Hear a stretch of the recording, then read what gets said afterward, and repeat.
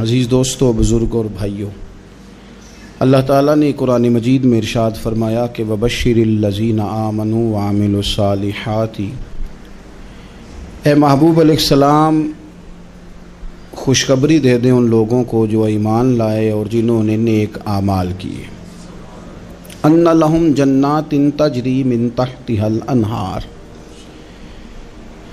ان کے لیے جنت ہے، اور جنت وہ ہے جس کے نیچے نہریں بہہ رہی ہیں۔ اللہ تبارک و تعالیٰ نے اپنے محبوب کریم صلی اللہ تعالیٰ علیہ وسلم کے غلاموں کو خوشخبری سنوائی، اور سنوائی بھی حضور کے مقدس لبہائے مبارکہ سے۔ آپ انہیں خوشخبری دے دیں کہ ان کے لیے جنت ہے، باغات ہیں، اور باغات وہ ہیں جن کے نیچے نہریں رواں دواں۔ لیکن کن لوگوں کو؟ جو ایمان لائے اور جنہوں نے نیک اعمال کیے۔ کچھ نہ کچھ انسان کو نہ عمل کرنا چاہیے۔ وہ جو عمل ہے نا، کوئی بندہ اپنے عملوں سے جنت میں نہیں جائے گا، جنت میں خدا کے فضل سے جائے گا۔ لیکن یہ جو اعمال ہیں نا، یہ سبب بنیں گے اللہ کی رحمت کا، یہ ذریعہ بنیں گے خدا کے کرم کے متوجہ ہونے کا۔ جب ہم نیک اعمال کریں گے تو اس عمل کی وجہ سے رحمت ہوگی، اور وہ رحمت ہمیں اللہ کے قریب بھی لے جائے گی، اور اس رحمت کی برکت سے رب جنت بھی عطا فرمائے گا۔ ہمارے ہاں یہ ہوتا ہے کہ ہم زیادہ تر چیزوں کو تقریر سننے کی حد تک لیتے ہیں، اچھی نصیحت کا لطف ضرور حاصل کرتے ہیں، اچھے جملے کو اپنے دل میں اس کی فرحت ضرور محسوس کرتے ہیں، لیکن عمل کی طرف نہیں بڑھتے۔ اس کا نقصان یہ ہوتا ہے کہ یہ معاذ اللہ ایک باقاعدہ شعبہ بن جاتا ہے کہ میں نے بڑی خوبصورت تیار کر کے تراش خراش کر کے بات کرنی ہے، بڑی عمدہ کرنی ہے۔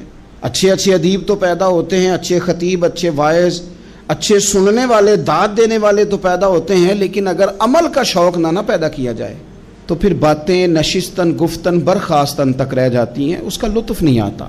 پھر تو تقریریں ہو رہی ہیں، ہوتی ہیں اور ہوتی رہیں گی۔ نتیجہ کیا نکلا؟ جو آدمی کہتا ہے میں اتنے سالوں سے تقریر سن رہا ہوں، تو سوال یہ ہے کہ بھئی اتنا سننے کے بعد تم سنورے کتنا؟ سننے کا ایک ہی مقصد زندگی میں آپ سمجھ لیں کہ سننے کا مطلب سنورنا ہے، اور اگر آپ نے خیر کی بات سنی اور آپ سنورے ہی نہیں، میں آپ کو دعوت فکر دیتا ہوں۔ نبی پاک صلی اللہ تعالیٰ علیہ وسلم نے ارشاد فرمایا، ایک عورت تھی، طوائف تھی، ساری زندگی اس کی گناہوں میں گزری معاذ اللہ، پھر وہ ایک کنویں کے پاس سے گزر رہی تھی، ایک پیاسا کتا اس نے وہاں پیاس سے تڑپتے سسکتے دیکھا، اور پھر اس نے اپنے جوتے کو لٹکا کر اپنے دوپٹے کی مدد سے یا جیسے اس سے ممکن ہو سکا اس نے پانی نکالا، کتے کو پلایا، اللہ نے اس کی بخشش فرما دی۔ آپ ماشاءاللہ ہزاروں میں لوگ ہیں، آپ نے بڑی جلدی مجھے یہ بتانا ہے، یہ حدیث آپ نے پہلے بھی سنی ہوئی ہے نا؟ میرا خیال ہے کوئی بندہ نہیں رہا جس نے نہ سنی ہو۔ سنی ہوئی ہے نا ہم نے الحمدللہ۔ اتنے سارے بندے جو یہاں موجود ہیں انہوں نے سنی ہوئی ہے، تو ظاہر ہے امت مسلمہ میں جتنے لوگ ہیں ڈھیر ساروں نے یہ بات سنی ہوگی۔